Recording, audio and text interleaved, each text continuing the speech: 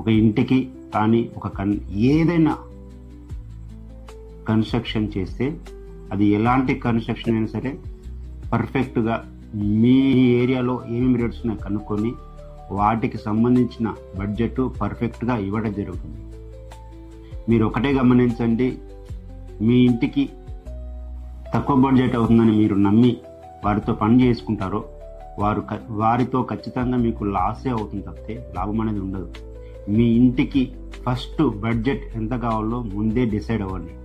నేను మళ్ళీ చెప్తున్నాను, మీ యొక్క ఇంటికి బడ్జెట్ ఖచ్చితంగా పర్ఫెక్ట్గా లాస్ట్ వరకు ఎంత అవుతుందో తెలుసుకోవాలంటే మీరు ఖచ్చితంగా ఫస్ట్ పర్ఫెక్ట్ డ్రాయింగ్, ఎలాంటి మార్పులు చేర్పులు లేకుండా డ్రాయింగ్ అనేది ఖచ్చితంగా వేసేసుకోండి.